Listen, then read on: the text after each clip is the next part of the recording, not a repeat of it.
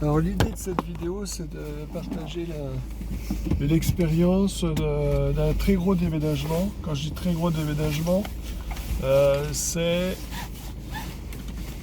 plusieurs allers-retours en camion et en l'occurrence au moins 3 camions de 13 mètres cubes qui permettent de passer d'une maison à un appartement. Donc inutile de dire que c'était très dur. Plus des allers-retours, déchetterie et jardin. Et l'idée c'est de montrer que on peut y arriver. Alors il faut, avec le temps, on comprend que là, il faut vraiment jauger ce qui est urgent, ce qui n'est pas urgent, ce qui va être long, et le faire en premier. Et vraiment dire je fais d'abord les grosses pierres, après les moyennes pierres, après les petites pierres, les cailloux, le sable et l'eau. Comme il y a des démonstrations qui le montrent. Donc là, ce que je m'étais dit, c'est mes extérieurs où il y a énormément de pots de fleurs avec des arbres. Il faut que je les fasse en premier parce que c'est difficile, ça va être long. Et si je le garde à la fin, je n'y arriverai pas, je serai écœuré. Et ça va pas louper. J'ai failli être écœuré, mais heureusement j'ai fait 2 allers-retours avec tous mes pots de fleurs pour les mettre à un endroit où où les arbres vont pouvoir pousser. Bien sûr, je vais devoir m'en occuper, mais au moins ils sont en sécurité. Sinon, ils auraient été jetés si ça n'avait pas été géré. Donc voilà, ça c'est une très bonne chose. Ensuite, j'ai fait 2 allers-retours, mais vraiment en avance par rapport au déménagement. 2 allers-retours à la déchetterie. Voiture pleine, alors je ne sais pas comment expliquer ça. Une voiture break pleine, c'est beaucoup de choses. Voilà. Et puis ça, je l'ai fait en avance aussi, parce que c'était pas possible autrement. J'ai fait aussi un énorme chargement d'outils. Alors je pensais pas pouvoir vider mon box, mais ça a été fait. Mais ça a été fait parce que j'ai réussi à vendre plein de choses qui m'encombraient, que j'avais aussi été à la déchetterie.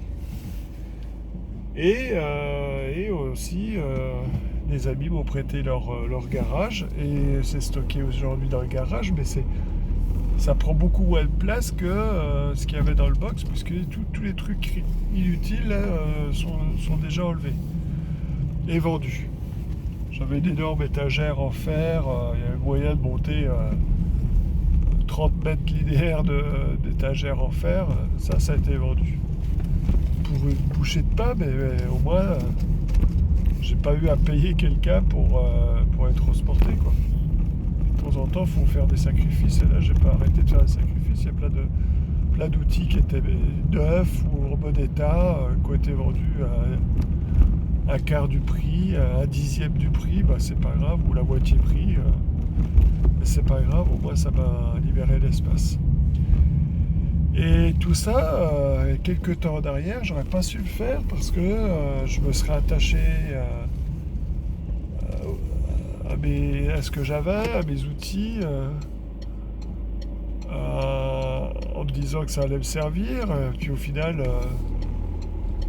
ça, il y a au moins 3 ans que c'est stocké, que ça n'a pas bougé, donc ça veut dire que ça me sert pas.